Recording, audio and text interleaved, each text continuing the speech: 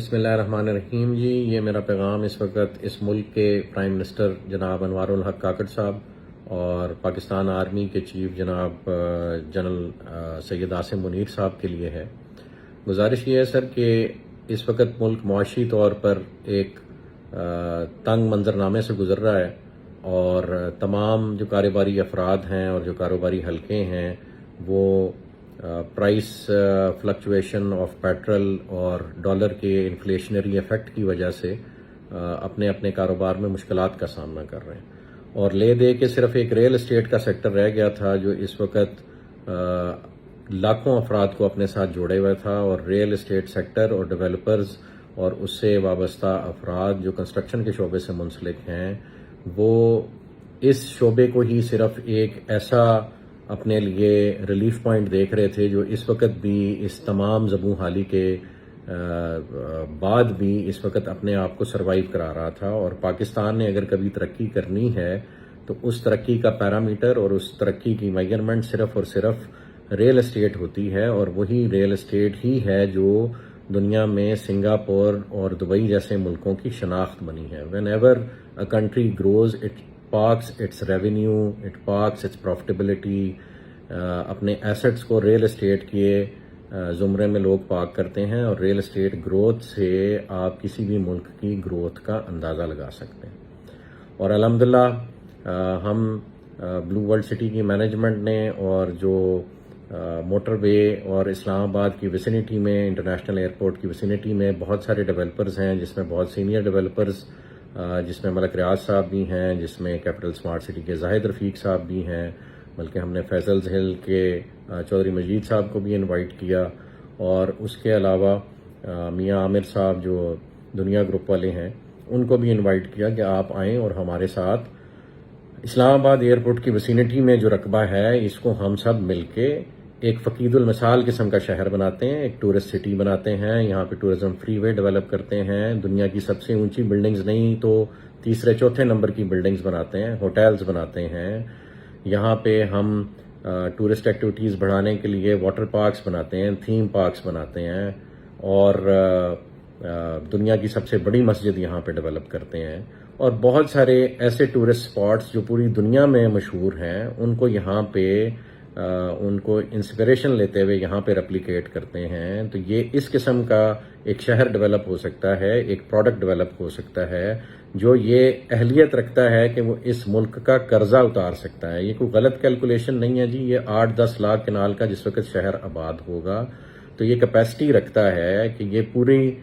دنیا سے انویسٹمنٹ کو اٹریکٹ کرے گا، اور آپ کی جو 25 کروڑ کی آبادی ہے کیا اس میں 12-13 لاکھ لوگ بھی ایسے نہیں ہیں جن کے پاس لاکھ ڈالر کا سرمایہ اس ملک سے باہر پڑا ہو؟ جس وقت آپ اپنے اداروں کے تھرو یہ انویسٹیگیشن کریں گے تو آپ کو بہت سارے منی ریزروز جو ود ان دا کنٹری مل رہے ہیں، تو ود ان دا کنٹری اگر اتنا کچھ ہو سکتا ہے تو آؤٹ سائڈ دی کنٹری تو میں سمجھتا ہوں اس سے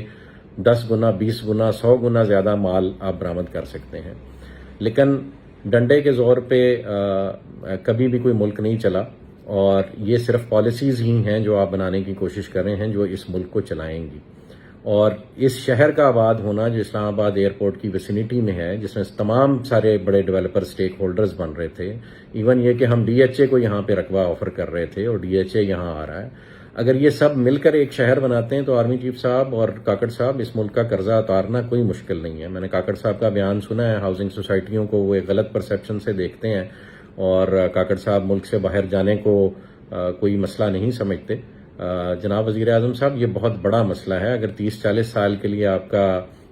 جو برین ڈرین ہو جائے گا تو پھر وہ واپسی پہ ان کے بچے بھی یہاں آنا پسند نہیں فرمائیں گے، اسپیشلی جس طرح کی پرسیپشن اس ملک کی اور اداروں کی ڈیولپ ہوتی جا رہی۔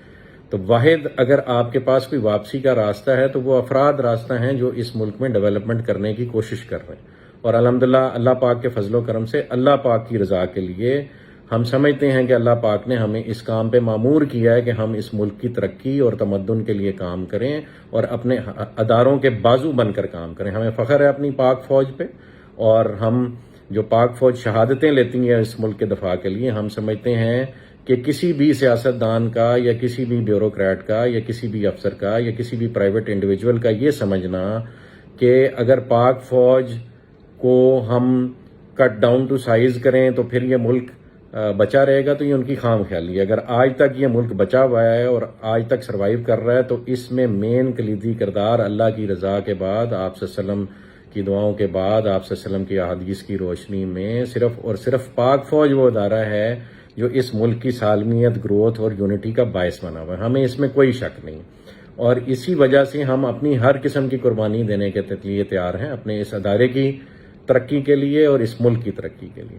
ہم نے اپنا تمام پروفٹیبلٹی اور تمام پروجیکٹ کا ایسٹ اور اپنے ذاتی ایسٹس بھی اس ملک کے لیے قربان کیے ہوئے. ہم سے بہت اداروں نے اس شہر کو، جس کو ہم تعمیر کرنا چاہ رہے ہیں، اس کی تعمیر و ترقی روکنے کے لیے بہت سارے اداروں نے ہم سے بہت سارے امتحان لیے ہیں، اور سب کو ہم نے اپنی جان، مال، عزت، آبرو سب کچھ پیش کی. ابھی گزارش یہ عاصم صاحب، آپ سے ریکویسٹ ہے، چونکہ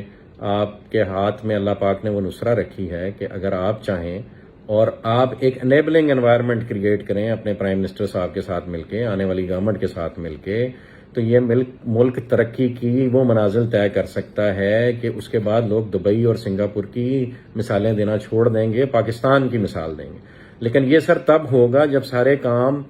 پاک فوج خود نہ کرے اور گورنمنٹ خود نہ کرے، بلکہ ایسا انیبلنگ انوائرمنٹ کریٹ کرے کہ اس ملک کے بزنس مین اور اس ملک کے وہ لوگ جن کو اللہ پاک نے ہنر عطا کیا ہے وہ کام کرنا شروع کر دیں. تو آپ سے خدارہ گزارش ہے کہ ہم ڈیولپرز کو اپنی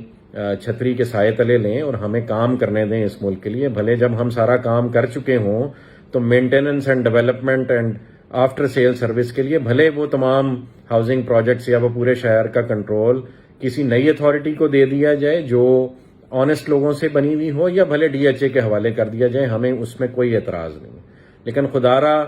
ایک پرائیویٹ مائنڈ سیٹ کے ساتھ، ایک انٹرپرونل مائنڈ سیٹ کے ساتھ ایک کاروبار کو جو کہ ریل اسٹیٹ کا کاروبار ہے اس کو اپنی ٹانگوں پہ کھڑا ہو لینے دیا جائے. وہی اس ملک کو کہیں نہ کہیں بچائے گا. ہم نہیں کہتے کہ آپ انڈسٹری نہ لگائیں، ہم نہیں کہتے کہ آپ ایگریکلچر نہ کریں، وہ بھی ہمارے ملک کی ریڑھ کی ہڈی ہے. ایگریکلچر بھی ریڑھ کی ہڈی ہے اور انڈسٹریز لگانا بھی ریڑھ کی ہڈی ہے، پروڈکشن بھی ریڑھ کی ہڈی ہے. لیکن آپ ریل اسٹیٹ کے وجود سے انکاری نہیں ہو سکتے. جتنی بھی دنیا میں ترقی ہوئی ہے وہ الٹیمیٹلی ریل اسٹیٹ کے تھرو ریفلیکٹ کرتی ہے. May it be hoteling, may it be tourism,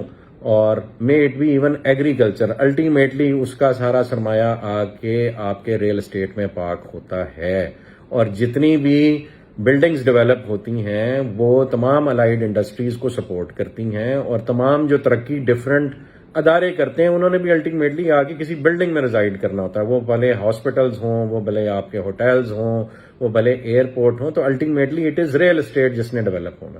اور اگر آپ دبئی کے فارمولے کو فالو کریں اور اسلام آباد انٹرنیشنل ایئرپورٹ کو دبئی کے ایئرپورٹ کی طرز پہ چلانا شروع کر دیں اور وہاں پہ ٹورزم لینڈ کرنا شروع کر دے، اور اس سے منسلک ایک شہر ہو جس میں دبئی کی طرز کی تمام کیپیبلٹیز اویلیبل ہوں، تو کیوں آپ کے پاکستانی اپنا وہ لاکھ $2 لاکھ پاکستان میں واپس نہیں لے کے آئیں گے؟ وہ یہاں پہ پراپرٹی لینا اپنے لیے باعث فخر سمجھیں گے. اور اگر $2-4 لاکھ میں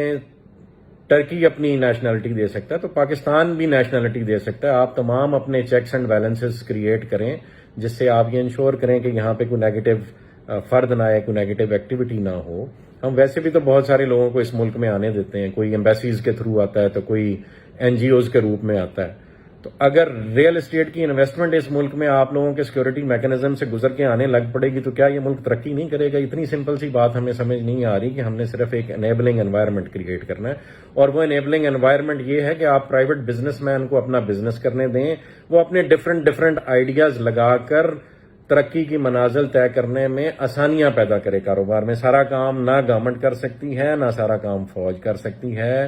نہ فوجی افراد کی یہ ٹریننگ ہے. ہاں، آپ لوگوں نے بہت اچھا ایک ادارہ کھڑا کیا، ڈیفنس ہاؤسنگ اتھارٹی. ہم بھی چاہیں گے ہم اپنا پروجیکٹ ڈیولپ کر کے ڈیفنس کے حوالے کر دیں، لیکن خدارہ یہ تو آرمی چیف صاحب نا انصافی ہوگی کہ صرف اس ملک میں ڈی ایچ اے کام کرے اور اس کے بعد چلیں اس ملک میں اگر کسی نے اس ملک کے سیٹ اپ کو یوٹیلائز کیا اور پازیٹیولی یوٹیلائز کیا تو اس میں کریڈٹ ملک ریاض صاحب کو جاتا ہے. اگر ان سے سروائیول کی پاداش میں چند غلطیاں ہو گئی ہیں تو انہیں بھی معافی دے کے آپ اس ملک میں واپس لائیں اور انہیں کام کرنے کا موقع دیں. اگر بزنس مین اس ملک کو نہیں تعمیر کرے گا، میں کوئی ملک صاحب کے حق میں بیان نہیں دے رہا، میں پاکستان کے حق میں بیان دے رہا ہوں. میں چاہتا ہوں کہ ہر وہ ڈیولپر، ہر وہ ریل اسٹیٹ کا ایکسپرٹ، ہر وہ بزنس مین، ہر وہ انڈسٹریلسٹ، ہر وہ ایگریکلچرسٹ جو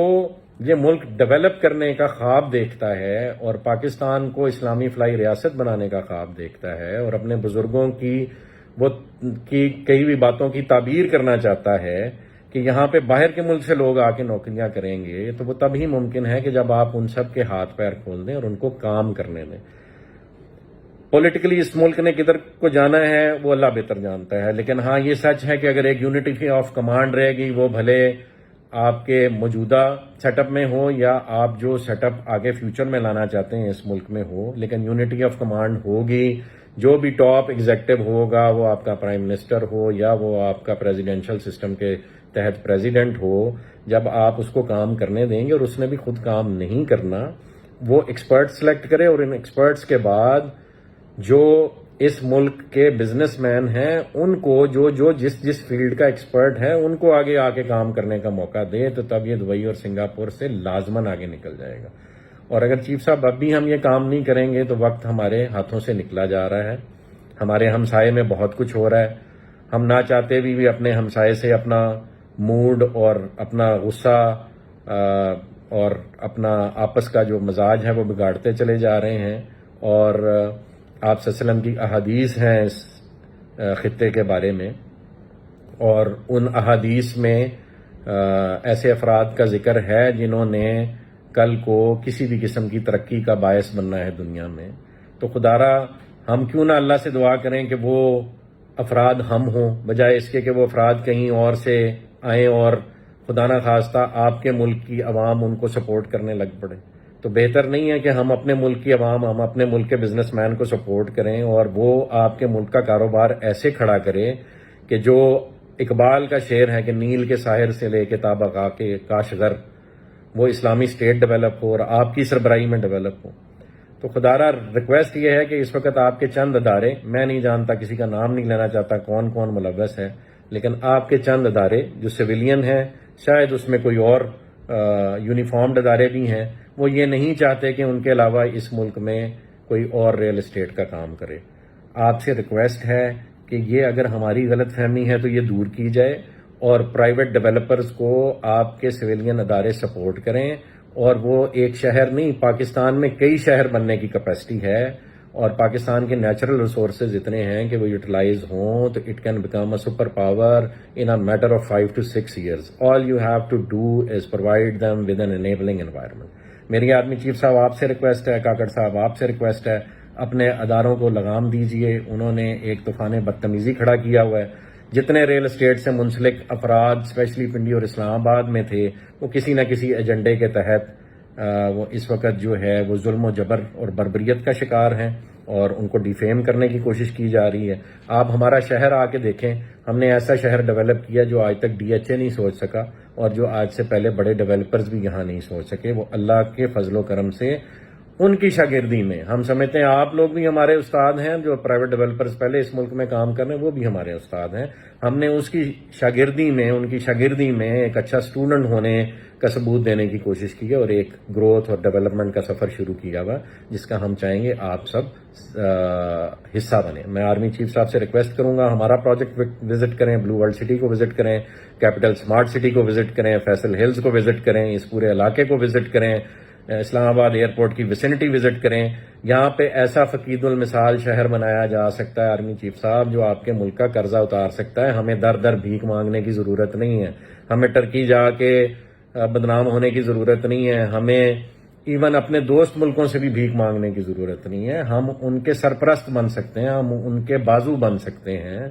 ہم مکہ اور مدینہ کی ریاست کے بازو بن سکتے ہیں، اس کی آف شوٹ بن سکتے ہیں۔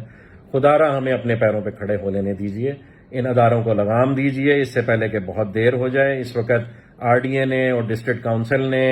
اور دیگر اداروں نے، جس میں آپ کے کمشنر شامل ہیں اور آپ کے راولپنڈی پولیس کے سینئر آفیسر شامل ہیں، انہوں نے ایک آپریشن شروع کر رکھا ہے جو تمام ریل اسٹیٹ سیکٹر اور تمام ہاؤسنگ سوسائٹیز کو جتنی انہوں نے محنت کی ہے اس پہ پانی پھیر رہا ہے، انہیں مجبور کر رہا ہے کہ وہ خدارا اس ملک سے خائف ہو جائیں۔ لیکن اللہ کی